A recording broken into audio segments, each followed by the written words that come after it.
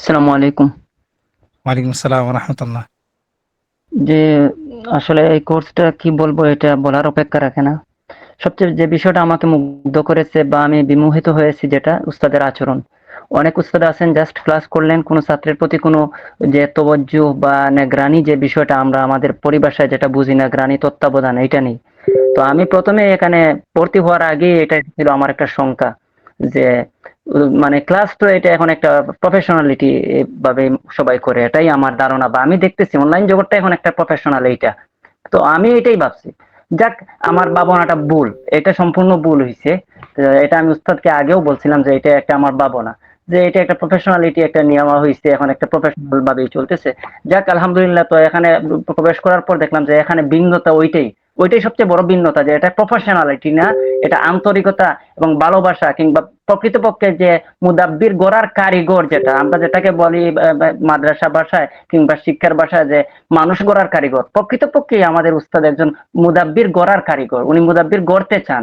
আর উনারা just professionality ভাবে একটা মানে তদবির শিখায়, এইটুকু বেশ কম। এই যে একটা তফাৎ, এটা আমি উপলব্ধি করতে পারছি ১ নম্বর। ২য় নম্বর কথা হচ্ছে আমি যে এখানে ক্লাসে আসার আগে তো এখানে অনেক ছাত্র ভাইরা আছেন। আসলে আমার বলাটা উচিত না, তবুও আমি বলতে হচ্ছে এই কারণে যে মানে একটা ফাওকিহত বা এটার একটা মানে ফলপ্রসূ যে এটা আমি এখানে ক্লাসের একদিন ক্লাস করছি, তখনই আমাকে স্বপ্নে যুগে কেউ যেন বলছিল যে অদৃশ্য কেউ বলছে যে সোহাইব হুজুরের ক্লাসে করার জন্য। তখন আমি উস্তাদকে বলছি, উস্তাদ আমাকে বলছেন সত্যি নাকি? আমি বলছি আমার এখানে সত্যি না ছাড়া আমি তো কোনো ক্লাসই করি না। সাধারণত আমি এগুলোতে তেমন একটা মানে আকৃষ্ট না। সবাই আকৃষ্ট থাকলেও আমার অনেকটা অনাগ্রহ এগুলোর প্রতি এখন। তো আমি তখন বলছি এইটা যে এটা সত্যি, এই জন্যই আমি আর একটু আগ্রহ নিয়েই ক্লাসে বসছি বা আমি করছি, উস্তাদের সাথে যোগাযোগ করছি।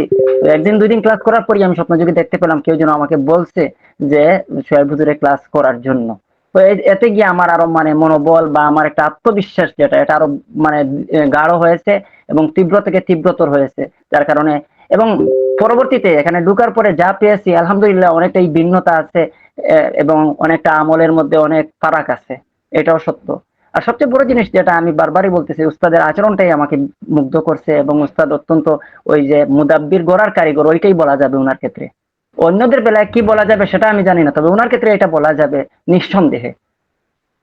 তো আশা রাখি আমরা আগামী দিনেও উস্তাদকে আমাদের পাশে পাবো এবং উস্তাদের নিগরানিতে রাখবেন।